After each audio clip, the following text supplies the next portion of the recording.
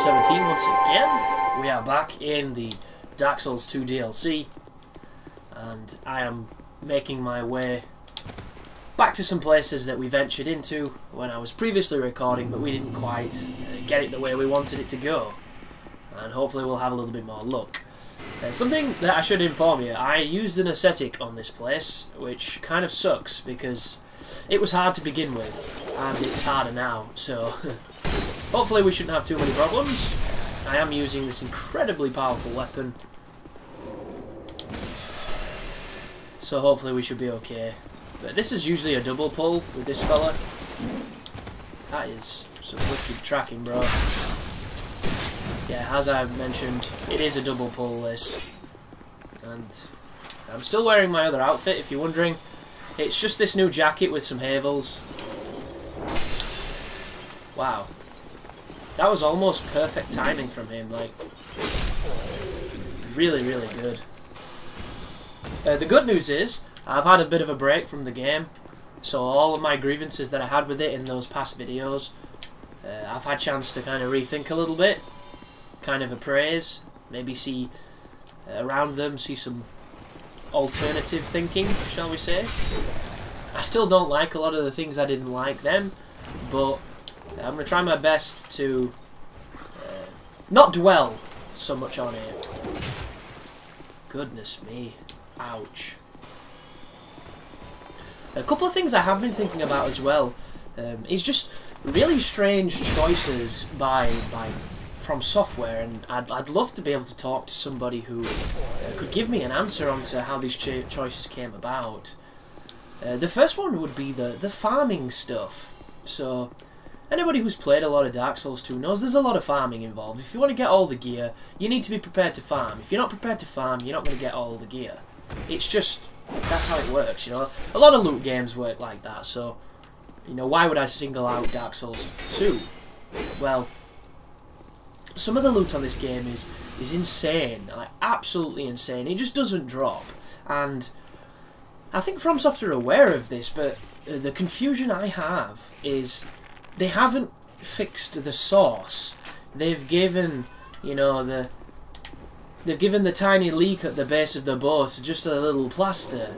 And what I mean by this is, in this DLC there's a Durga hat. And you're probably saying, you know, what the hell's a Durga hat? Because you've never heard of it, and rightly so, because it's one of those drops that just doesn't drop. And if you have it, you've been incredibly lucky, and I'm sure there's been a lot of people who are, and have had the drop, but I've farmed that area quite a lot, and I've never got it. And now I have one, because they put it in the DLC for reasons I am very suspicious of. You know, it's insanely difficult to get from farming, because the drop is just, you get one attempt at it per ascetic, and it's just kind of insane. Same with the Katarina stuff. I farmed that area till New Game Plus 18 before I got my Katarina stuff, just to give you an impression of just how challenging that kind of shit can be when it comes to the drop rates. So what they've done is they've put them in this DLC, or they've put them in the DLCs, so that we've got a way of almost guaranteedly getting them. And as much as I think, you know, it's a good thing, because that means, you know, you don't have to do a lot of the farming, it isn't fixing the issue. It's overriding the issue with, you know, it's a temporary fix for a permanent problem. And I was really hoping for more, and there are a couple of instances in Dark Souls 2 where this is the case, for me personally anyway. Bloody hell! Getting like Gallagher up in here. And there's a lot of these temporary fixes for things that really should be perhaps looked at a little bit more. And I just don't understand it. Whoa! Fuck! I don't know if you know what happened then, but I was itching my head and my pad was like, no, we're going down the hole. That is terrifying. And I'm going to buy a new controller. I'm sick of it just being itself at this point, and you're probably sick of hearing it, or me mention things that when I reference the controller. You know, maybe there's a couple of people that have grown fond of the old aging beast that is my controller, but We're coming back down here, because this is the logical only place left of the DLC that isn't the frigid outskirts, and if I'm honest, guys, I don't know how long I'm going to last in that place. Because I ran around it a little bit when I was playing in between the first and second day of playing the DLC, and the horses that turn up almost randomly, they were killing me in 2 hits. And there was a point where 2 of them turned up, so it's incredibly dangerous place. And I already know, even though this is a blind playthrough, that a lot of people like to point fun at, which I should probably try and alleviate some of that for some folks. A blind playthrough means you haven't played the game, guys. It doesn't mean you're completely blind or completely ignorant to what the fucking game is, you know. The whole point of a blind playthrough is this is your first experience with the game. It's not an ignorant playthrough. I am aware of factors that are in the DLC. I am aware of things that happen in the DLC, and in some cases I have seen things that happen in the DLC. You know, I don't put 100% completely ignorant, you know, brainless playthrough, because that's not what this is intended to be. It's intended to be my first playthrough on a game, and the term we use for that is blind playthrough.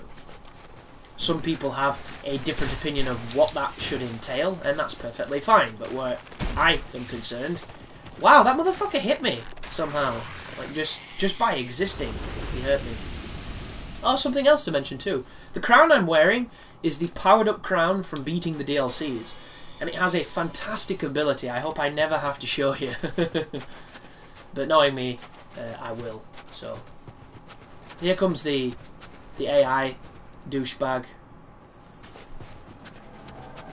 The guy who murdered me last time, which... I'm still a little angry about, I have to say. If you didn't catch the episode, he kind of wrathed me. But he wrathed me with a move I've never seen. And they're the ones that hurt the most, obviously. That's the one where you can't move right there. Fucking boomer turning with spells. This guy's a beast. Wow.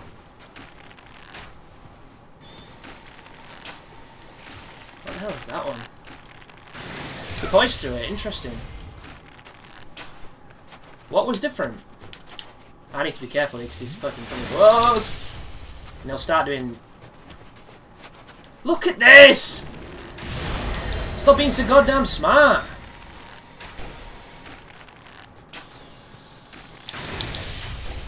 I did not know that. You cannot roll while you're holding an arrow. Does this guy heal? Whoa, motherfucker! How did that even happen? He hit me through pillars! I wish I'd have been watching. This guy's a magician! Like... Oh, it must have I must have lined up. Wow, that guy... That guy's crazy. You crazy, man. You crazy. And it's funny with those NPCs. I don't know if you caught my video series before this game came out. I was discussing the thing... Bloody hell. You quite finished? Oh, it's them. Interesting. Did he just buff himself? I've been watching the Bloodborne Alpha, and I have to say I am so excited for that game. I'm really excited for that game. I'm not excited at the prospect of buying a PS4, because I think there's fuck all on that system yet, except for Bloodborne. But when Bloodborne is available, I'm going to get it immediately. Like, depending on the region locking on that system, I might even try and get the Japanese version if it's early, because I am really excited for that game. Okay. Well, yeah. Well, this is happening. Ho ho ho. I think I'm going to take that ring off. It gives me an extra 8% damage on my person. It does do some really fun stuff, but I'm taking a lot of damage, which is kind of dangerous. It is also in another New Game Plus cycle, which I need to be aware of, but I'm just going to swap it for this temporarily, because I haven't found a bonfire, and I really don't want to die. And it doesn't stem from the fact I don't like dying. I don't mind dying. I just think that for the purposes of these videos, when I keep running through this area, it's going to get boring to the people that A, know the area, and B, want to see me do something else. This guy will always stop you from getting to the ladder, by the way. I've tried to get to that ladder twice. Both times this motherfucker's killed me, because he's put me in a stunned state. So you want to be very... Hang on. There's a dude up there. Once again, folks, probably not the most enjoyable thing to watch, but I want a bonfire. As soon as I get a bonfire, we'll do the more radical stuff of being a little bit more interesting. Can he even lock on at this range? I don't think he can. You notice they don't have much life? They give a lot of souls, though. Definitely noticed that. And, of course, why would there not be one of these? So, I'm confused as... What the fuck? He's immortal! What is happening?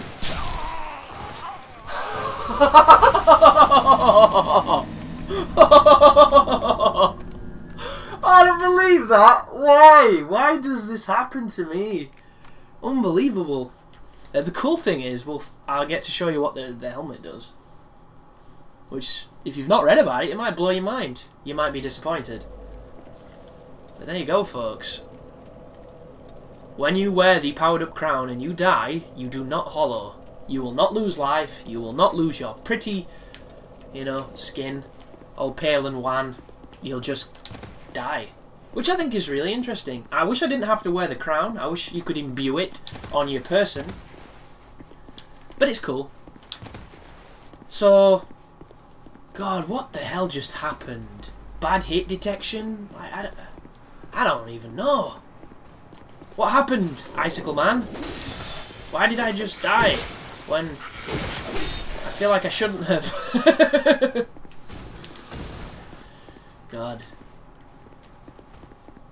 A lot of people said that this game was made by a B team, and I think that's really insulting. The game has issues. You know, I am the #1 proponent when it comes to, you know, making the problems you have with the game known, as long as you do it in a way that can be quite interesting and you can debate. And the game has issues. You know, you just saw a glaring one in my opinion. But at the same time, this is a fantastic game. And I think a lot of people are forgetting that, and I think a lot of people forget it when I dwell on the things that annoy me. Like, just because I'm saying certain things annoy me, there's a lot of stuff I really like. There's a lot of stuff they did that's so much better than Dark Souls 1, you don't even realise until you go back. Like, Dark Souls 2 is a fantastic game. Somebody left a comment on, I think, my most recent video, which, if you didn't understand it, it was a video that I really couldn't think of a catchy title, because essentially it was just an example of a terrible hitbox that the Ava boss has on the DLC. And I came aware of this problem when I was fighting it in this playthrough, and then I went back to try and do, you know, like a fist beatdown on the boss. And I had a really good run, and then boom, he did this jump, and his front two paws are a part of the attack, his back two paws aren't, and he hit me with his back paws. It was just super confusing, and somebody put on that video that Dark Souls 2 is shit, it ruined the community. I think it was Canoe that wrote it, which I didn't reply because I had a lot of comments to check, and it seemed like a pretty definitive statement. He wasn't really looking for, you know, affirmation or anything. He was just sharing his grievances of Dark Souls 2. You know, I don't think Dark Souls 2 is shit. I don't. I think this game is considerably better than any of the games that's been released this year. In fact, if you only had one game to buy this year, I would probably say buy this. Because there really hasn't been that many other things that have stole my attention just quite so much as this game has. A lot of replay value, a lot of options to a player. You know, there's a lot to love. There's a lot that you probably won't even realise is bad if you've never played Dark Souls or Demon Souls. Like, a really good example is Geordie Jordson, otherwise known as Wings of Redemption. He thinks this game is better than Dark Souls because he's barely played Dark Souls. He's played like 20 minutes of Demon Souls before he quit. So he doesn't have the hold-up that a lot of the older Souls players have, you know. We're very used to Dark Souls and Demon Souls, and we're very used to things in those games that we really like, that this game doesn't do so well. This game does different things. Obviously that's why it is here. Goodness me, this is just daft. One of the things I think this game does very poorly is the bonfire locations, and I think this DLC is the worst example of it. It is a game that has a lot of bonfires in it, just like this DLC does, but the places in this DLC are retarded. The very first bonfire you get, post the beginning one, is on an area where you have to drop down to get it, meaning you will never be able to go back a shorter path to get to that area. You just can't, it doesn't exist. You have to go from the first bonfire and walk all the way back. And I think what a lot of people don't realise when it comes to this eternal argument between older Souls players and newer Souls players, or people who prefer Dark Souls 2 to people who prefer the older games, is in Demon Souls there were no bonfires. You had none of the luxuries of bonfires. So what the game developers did to compensate for this crazy mechanic was they made it so the levels had shortcuts, and the shortcuts were usually something you found exactly where you needed to be that led you to where you'd come from, and they were useful. Dark Souls then went on and made the shortcuts even better. Dark Souls 2 almost doesn't have them at all. Instead they opt to give you more bonfires, and what happens is there's this almost interesting disconnect where when there are no bonfires and there are no shortcuts, the level design does not hold up, and a lot of people believe the DLC is some of the best level design in the game because it does things that the other games did. For instance, the other DLCs have had shortcuts. This one in some ways does have shortcuts, but they all seem to involve opening doors that you couldn't before, and none of them are empirical. That's not what I wanted. None of them are imperative for your progress. I don't know why I said empirical. Interesting. Empirical evidence. None of them are imperative to where you need to be. So it makes them feel kind of lackluster, kind of superfluous in their nature, which a shortcut should always feel like it's bridging the gap between your last death and your next death. That's how I feel about them anyway. I also need to thank some people too, which I should have done earlier. Shit. Yesterday I came home from my girlfriend's, and when I turned my PC on, it was as if it had been rebooted. It was really scary, and I am not the most... Fucking look how fast he casts! Come on, bro. Is there any need... Whoa. What is that?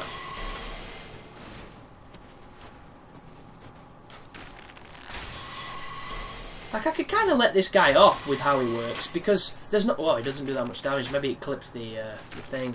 Like, there's not many of them in the game, and look at his life. I think that's perfect way to deal... to do this kind of enemy. You give him all the bullshit in the world in a position of strength, but you make him weak. And I think that's what these porcupines should be. Hang on, was he there last time? I think they have a lot of advantages over the player at the moment, with their ability to damage us when we attack them and somehow become godlike with no real reason other than... I should analyse that part. What do we think happened? I swung at that thing 2-3 times, multi-hits, got nothing. I think because my weapon hit the wall or hit the ground, I think it neutralises the hitbox and it makes it a null attack. So I think that's probably what happened. And I'm scared now because I don't want to die again. But we've already proved that we can't hit this thing because it has this weird hitbox. Oh, there we go. Maybe it doesn't. And getting out of the way of them because the track is so good is actually pretty tough.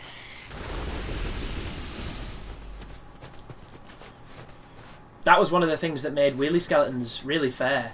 You know, they were assholes and they could murder you if you let them, but they didn't track so well. And I think that's probably why this game doesn't have that many of them, because the tracking is so powerful. It's a completely different game. And when people analyse Dark Souls 2, I feel like a lot of it, even myself, I'm guilty of this, a lot of it is referring to the game that made it, and I think sometimes sequels can be too close. to the past game. I might as well just take the damage and poison this tard. And I would like to see more people, you know, look at it from a more gracious perspective of at least they tried stuff. Like, even this DLC, you know, the bits that I really didn't like the Invisible Guy and the Ivory King part where you fight all those dudes, even those parts, I am glad they exist, even though I don't like them. Because it shows that they're still willing to do stuff, you know, to do different things, to mix it up, and a lot of people wouldn't, you know. It's like music. One of the biggest things you ever see when you talk to people about music or about albums or about legendary tracks, it always comes down to that kind of same argument of, you know, you've got a band you really love, they released a few albums you didn't like, and you wish they'd release albums sounding like the ones you do like. And then the band's argument is always, well, you know, they don't want to stand still, they can't keep releasing the same album, which is completely respectable and understandable, but you can't help it that you think the new stuff is shit, and you would really like the old stuff. You know, it's that same kind of argument, so there's always the temptation not to change anything. And I'm really glad that they stuck to the laurels and they did their own thing, for better or for worse, because I respect it. And I might not respect the choices, but I respect the fact that they were bold enough to make the choices. What in the hell is this? This place looks so big, and so, I don't know. I feel like I should have come here a lot earlier.